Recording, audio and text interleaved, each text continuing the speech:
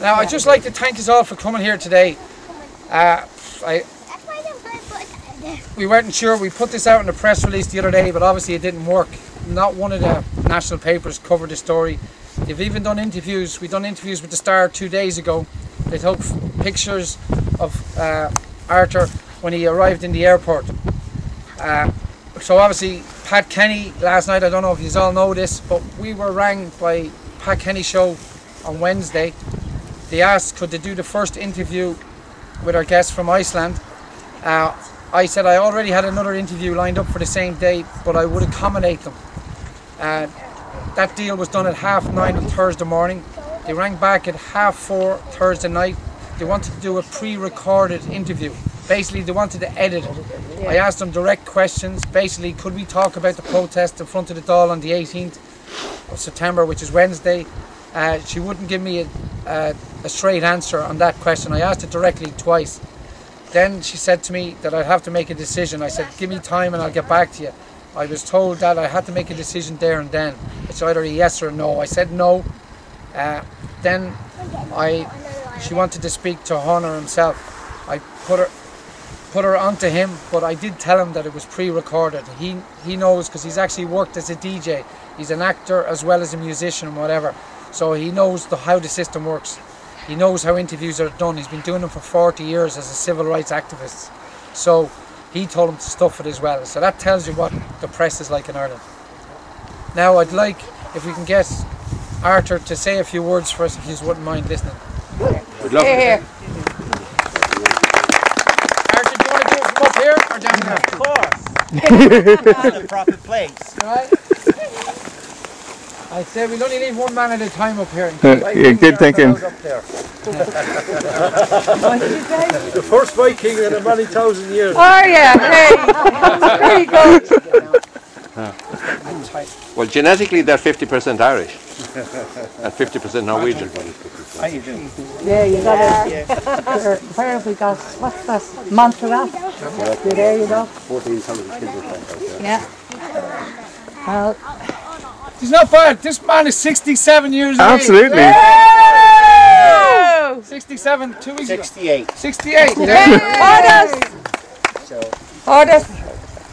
oh, you, The fifth. thank you. Thank you for inviting me here. This is the 12th country I've been visiting in the past 3 years. Why? I'm an activist. Originally, I'm trained as an actor at the National Theatre in Iceland. But one day I understood that being an actor is always borrowing names and words from other people. But I had a voice in myself. And I became a very famous person, and I got everything, had everything, except one thing. Myself. I am gay. I saw gay people being treated badly, beaten up, and whatever you do to hurt other humans. I was told you can stay gay as long as you don't talk about it. So I stepped out and said as a first man in my country in 1975, I am gay. At that very moment, I lost everything. All doors closed. I went into exile, and I was going to kill myself. But on that very second that I was going to kill myself, it hit me. If I would do it, I would have lost everything. So what I did, I went into to get jobs, save money, go back to Iceland and talk to people with talents. It's very easy for me to write lyrics, songs. Everybody knew me in Iceland. Everybody knew my songs. And by that, I started work that I'm still doing. Instead of traveling my country from one village to another, I'm traveling the world. Why? Because I feel like Well, I know people all over the world, all over the globe, we are fighting globalization of the few rich people, few companies that are really killing us. They are. And we are getting stronger day by day. Our main weapon is our spirit and the internet. We are seeing results of our battle. You may not have noticed, but the President of the United States is trying to attack Syria, but he's getting no. We are seeing all over the world people growing bigger and bigger protests. We are few here, but we have the spirit. I felt very much alone when I stepped in front of the Parliament building in Reykjavik in 2008 with two questions. What has happened in our country? And do you have any idea what we can do about it? This is 5 years ago. I had no idea that we would throw off the government. We had ideas and work. We protested systematically every Saturday at 3 o'clock. Non-political parties, no religious groups, just people. I walked among people for 3 weeks, asking them, it's not enough to protest. We have to have something to fight for together. Many of you are far left, or far right, or the middle, or wherever you call yourselves, but above everything, we are humans. We have feelings, opinions, and so on, but we must find something that unites us all. Yeah. It took me 3 weeks to walk among people and asking them, what is it we want? There were a lot of demands, but some of them were repeated. I heard them from there and there. And little by little, I found out 3 things.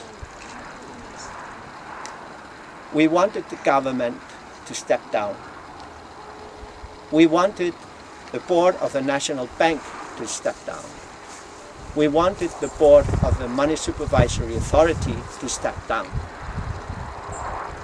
I stood in front of thousands of people. I asked them, do you want this? I read it one by one, and thousands said yes. That day, we became, despite our differences, we became one nation for a while. And this was the glue of our protests. And this is the message I'm bringing to people. Unite for a while, otherwise you will just be separated and you will get nowhere. This is why I'm here today. And we won for a while. Sometimes you win, sometimes you lose. But that's life. But this is what we did in Iceland, and this is what the whole world was looking at. This is why people have been inviting me for the past 3 years to come for a visit and trying to explain and tell them what happened there. There are myths, there are lots of stories that are not right. But what I'm trying to tell you is just what really happened. And that was the key, the glue to all the protests, these 3 demands. And that we did it without being representing any religion or political group. And we made 2 or 4 or 6 speeches on every meeting. It had to be 1 male, 1 female. That was the law. And we kept our meetings short. It was cold, but we were there. And we had this result, and we are probably beginning again this coming winter, because we are fighting very strong, very rich people with a lot of money, a lot of propaganda. But we are ready to share our knowledge or experience. That's why I'm here. And I am enjoying my stay here with you. And I think I will learn a lot. I learned just by walking with you here that you are incredibly alike Icelanders. I look at you, I see this, you could all be Icelandic. The way you react, the way you talk together, you're very passionate people, and you care for your environment. You are in the same position as we are. And I really wish all of you the very best. And thank you for being here today. I will see you on the 18th, hopefully, all of you among, and other people as well. All right? Thank you. Thank you.